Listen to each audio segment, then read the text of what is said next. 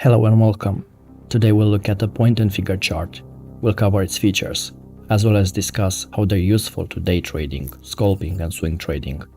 And we'll also see how to spot supply and demand zones using this type of analysis. So, if you could, like, subscribe to the channel, and stick around for the full video. Here we have a chart showing data from the past 24 hours. On the right, we have a classic candlestick chart, and on the left, a point and figure chart. Both charts are showing the same thing. The display is different.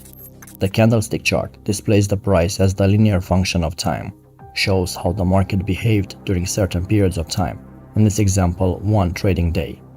But the problem is, sometimes you don't need to know how the price changed in time. All you need to know is what the prevailing force on the market is at the moment, demand or supply. This is where the point and figure charts come handy. They show the price changes graphically, independently on the time during which the changes have occurred. Here we have 5 days of price action. Point and figure charts provide a simple yet a disciplined method of identifying current or emerging trends in prices. They rely only on price movements and not on time intervals during the creation of the chart.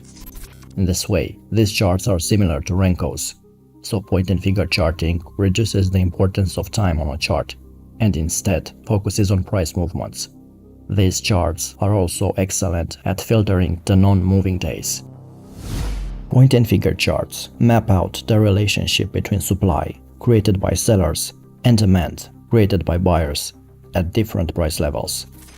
When demand exceeds supply, more buyers than sellers, prices rise, and this is reflected by a column of excess on the chart. Conversely, when supply exceeds demand, more sellers than buyers, prices fall, and this is reflected by a column of O's on the chart. The objective of a point and figure chart is to identify the points at which established supply and demand relationships change. These are known as breakouts. These changes will very probably lead to a future significant move in price. The green X's are the price increases, and the red O's are the price decreases. A column of X's represents an uptrend, while a column of O's represents a downtrend. In each particular column, there can only be X's or O's. When one trend ends, a new column starts.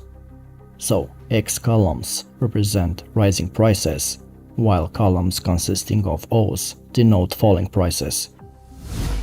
There are two inputs to a point and figure chart: the box size and the reversal amount. The X's and O's that make up each column occupy a space called the box size. The box size is the size of the movement required to add an X or an O. The box size value is determined by each trader. When price moves enough in the same direction as the current column, a new X or O is added to that column. When price closes far enough away in the opposite direction, a new column begins with either an X or an O, the opposite of the previous column. The amount that price must move is determined by the reversal distance. This value is created by multiplying the box size by another value defined by the trader, the reversal amount. The reversal amount is the number of boxes price must move in order for a new ladder to be drawn or a new column to be created. Therefore, if the box size is set to $1, and the reversal amount is set to 3, then price must move $3 in order for a new ladder to be added on the chart. There are two methods for calculating reversal distance. First is the average true range. This method uses the values generated by the average true range indicator. The ATR is used to filter out the normal noise or the volatility of a financial instrument. It calculates what the ATR value would be in a regular candlestick chart and then makes this value the reversal distance. The second method is the box size. New boxes are only created when price movement is larger than the predetermined reversal amount. The upside to this method is that it's very straightforward and it's easy to anticipate when and where new boxes will form. The downside is that selecting the correct box size for a specific instrument will take some backtest. I wish I had the perfect box size that will work on any market, but this isn't the case. We all have to backtest and find the right size for our trading style. Here are some tips regarding how to set the correct size of the box if you're not using the ATR method. So the box size is based on the scale you wish to use for a particular market, and it represents the value given to each box, X or O on the chart. It's the minimum price change needed to continue the trend, meaning to add an X to the top of the column of X's, or the minimum price decrease needed to add an O to the bottom of the column of O's.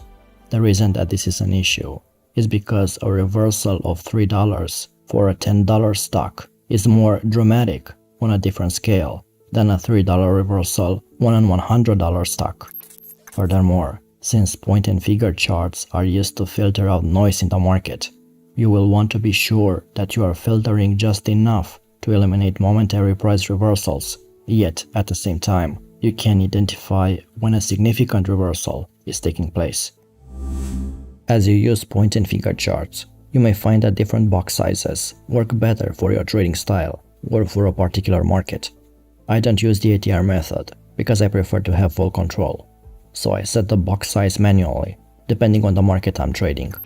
For Forex, box sizes of 10 or 20 pips are a good start to backtest.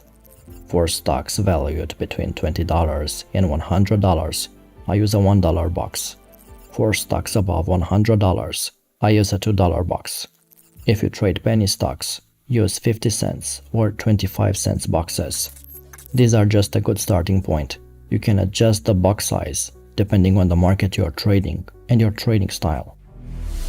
Now, another aspect to consider.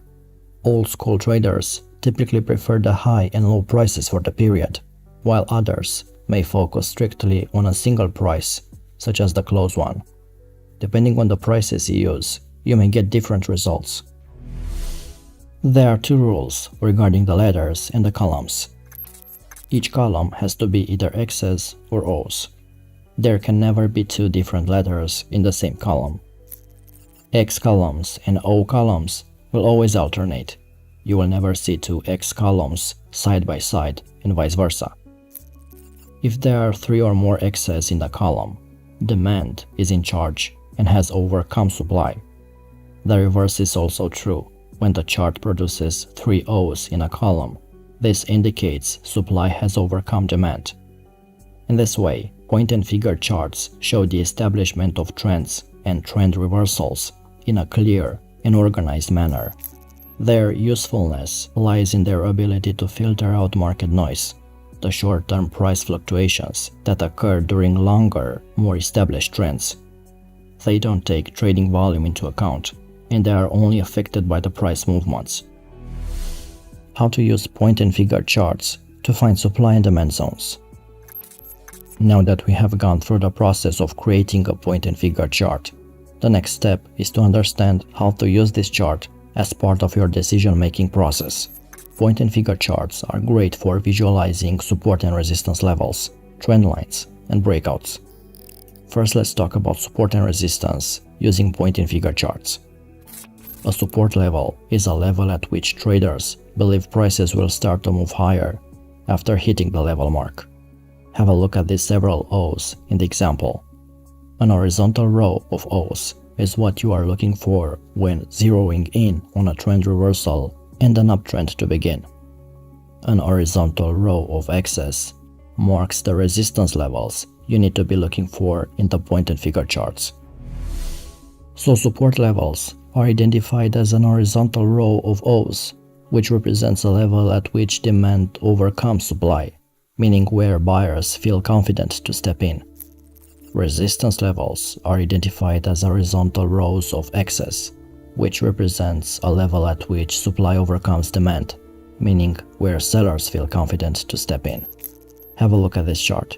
At this level, there is more supply than demand as sellers step in and prices retreat. And at this level, there is more demand than supply as buyers step in and prices rise. A simple analysis of long-term point and figure charts will often reveal levels at which prices consistently find support or resistance.